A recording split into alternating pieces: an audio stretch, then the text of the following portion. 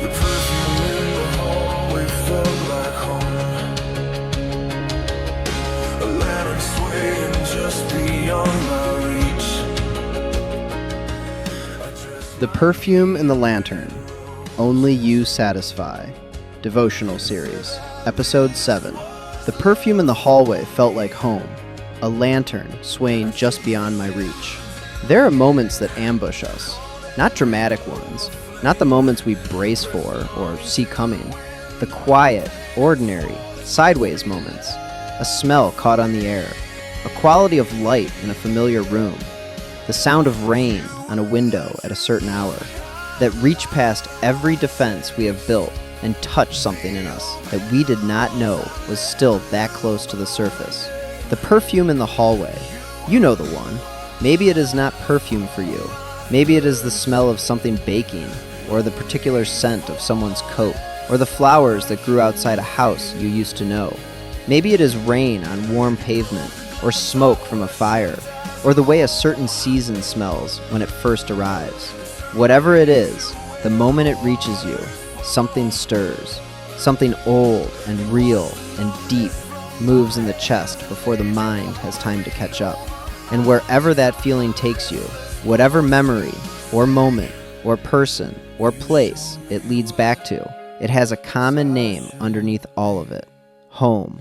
Not necessarily a place, not always a person, but the feeling of home, of belonging, of being where you are supposed to be, of being known and held and safe in the way that the word home means when we use it for something more than a building. That is what the perfume carries. That is what the sensory memory unlocks. A moment, however brief, of something that felt like where we were supposed to be, and then it is gone, and the hallway is just a hallway again, and the feeling retreats back to wherever it lives between the moments it surfaces. And we are left standing in the ordinary, holding the ghost of something we cannot quite name and cannot quite let go. This is the particular ache of verse 2, not the raw, unnamed longing of verse 1, where the hollow was still learning its own shape. This is something more seasoned, more accumulated, the longing of a heart that has lived long enough to have memories now, moments that glowed, loves that almost held, seasons that felt like home before they turned. The perfume does not just evoke a need, it evokes a specific history of that need.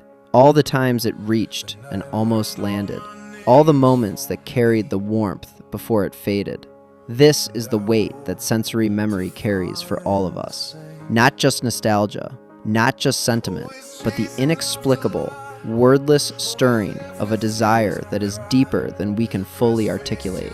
A desire that certain smells and sounds and textures know how to reach, even when our conscious minds have learned to keep it at a manageable distance.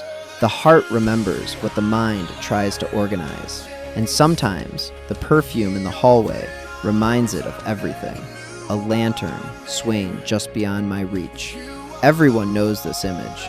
Not the specific lantern, the specific feeling, the light that is close enough to see clearly, near enough to feel the warmth of, far enough that the hands never quite close around it. The object of desire that is always almost there. The thing that pulls at the heart with a persistence that defies logic, because we can see it, because we know its shape, because something in us recognizes it as the thing we have been looking for. And yet, no matter how far we reach, it remains just beyond the fingertips. This image can make us weep without fully knowing why, because it is not just a picture of a specific loss or a specific longing. It is the picture of the condition itself, the universal experience of desire that knows its object without being able to reach it, of need that is articulate enough to recognize what it wants, and helpless enough to watch it sway just out of reach. And here is what breaks the heart most about the lantern. It is a false light. Somewhere between the reaching and the knowing, we sense it, that this light, however warm it looks, however real the pull toward it feels, is not the light we were actually made for. It cannot hold what we would bring it. It cannot stay. And knowing that, feeling the pull while sensing the falseness of it, is its own particular grief, the longing and the loss arriving together, the reaching and the knowing it will not land, held in the same breath. But here is what the lantern is also doing, if we have eyes to see it. Every unmet desire is a teacher. Every light that hangs just beyond reach. Every perfume that stirs the heart and then fades. Every almost homecoming that leaves us standing in an ordinary hallway. All of it is pointing somewhere. Not randomly, not cruelly, but with the patient, persistent logic of a God who built the desire into us and has never stopped being its proper object. The presence of the longing means there is something real to long for. The reaching means there is something worth reaching toward. God does not give us a spirit of unmet need as a punishment or a cosmic joke. He gives us desire because desire, rightly understood and rightly aimed, leads us home. As he speaks through the prophet, "You will seek me and find me when you seek me with all your heart." Jeremiah 29:13. The seeking is not wasted. The desire is not wrong. The lantern that hangs just beyond reach is not evidence that the light does not exist. It is evidence that we have not yet found the source of it. Every false light we have ever reached for was carrying, however imperfectly, a reflection of the only light that will not slip away when we reach for it. Every perfume that stirred the heart towards something called home was whispering, beneath the memory and the loss, about a home that is real and permanent and being prepared for us. Every unmet desire is the heart longing, whether it knows it or not, for its creator. The lantern sways just beyond reach, and it will, in this life, continue to sway.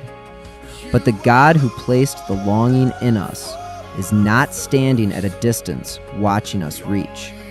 He is the light the lantern was always reflecting. And his arms, unlike the lantern, do not swing away when we reach for them. He has made everything beautiful in its time. He has also set eternity in the human heart. Ecclesiastes 3:11. Eternity in the human heart. That is what stirs when the perfume catches us off guard. That is what aches when the lantern sways just beyond reach. Not a flaw, not a wound to be managed. The signature of God in the deepest part of us, reminding us of what we were made for and where we are ultimately going. The perfume will fade. The lantern will sway out of reach again. The hallway will be just a hallway. But the desire underneath it all, the stirring, the reaching, the wordless recognition of something called home, that is not going anywhere, because it belongs to God, and He has never once let go of what belongs to Him.